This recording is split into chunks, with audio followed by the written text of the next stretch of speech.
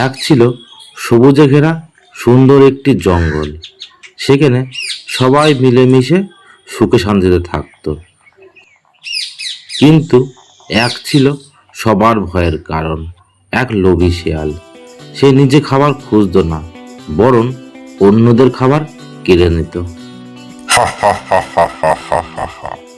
কষ্ট করে খাবার খোঁজার কি আছে, অন্যদেরটা তো কেড়ে নিলেই হয়। শেয়ালের এই কথা শুনে বনের অন্য প্রাণীরা সব ভয়ে লুকিয়ে পড়ল। ওইদিকে খরগোশ মনের সুখে গান গাইছে আর গাজর তুলছে। ফুল ফুটেছিল মনের বাগানে, জল বিনা পাপড়ি গেল যে শুকিয়ে। আজ কত সুন্দর গাজর হয়েছে, এইগুলো দিয়ে কয়েকদিন নিশ্চিন্তে থাকা যাবে। ঠিক তখনই এই খরগোশ, তোমার সব গাজর এক্ষুনি আমায় দিয়ে দাও। কিন্তু কিন্তু আমি তো এগুলো অনেক কষ্ট করে তুলেছি। কি? আমার কথা না শুনলে এক্ষুনি তোমাকে খেয়ে ফেলবো। তারপরে খরগোশ একটু চুপ করে রইল। তারপরে হঠাৎ মুচকি হেসে বলল, ঠিক আছে, গাজর দেব, তবে তার আগে একটা গোপন খবর বলি। কি খবর? জঙ্গলের এক পুরনো কুয়োর ভিতরে অনেক গুপ্তধন আছে, সোনা রূপো হিরে সব। সত্যি বলছো? নিজের চোখেই দেখবে, চলো। এই বলে দুজনে মিলে জঙ্গলের পথ ধরে হাঁটতে শুরু করলো। শিয়াল মনে মনে, আজ আমি এই পুরো জঙ্গলের সবচেয়ে ধনী হব। হা হা হা হা। এই যে শিয়াল, গুপ্তধন সব এইখানেই আছে।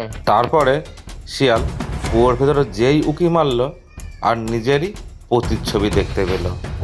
আরে আরে, আর একটা শেয়াল, সেও বুঝি গুপ্তধন পাওয়া দেখছে। তারপরে শিয়াল গর্জে উঠল, এই ওর ভেতর থেকে বেরিয়ে আয়, গুপ্তধন আমার আমার আমার। কি? আমার মুখে মুখে তর্ক করছিস? শিয়াল রাগে লোভে অন্ধ হয়ে কুয়োর ভিতরে এক লাফ দিল। বাঁচাও বাঁচাও, আমি ডুবে যাচ্ছি, বাঁচাও বাঁচাও বাঁচাও, আমি ডুবে যাচ্ছি, বাঁচাও বাঁচাও। অনেক কষ্ট করে শিয়াল ডাঙায় উঠে আসলো। গা পুরো ভিজে চপচপ করছে।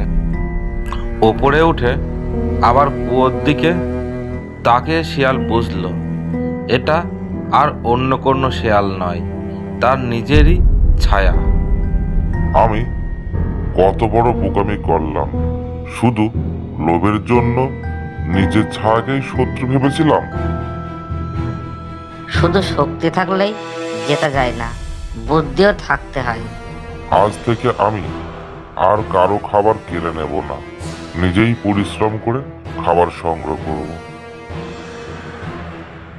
সব প্রাণী তাকে ক্ষমা করে দিল।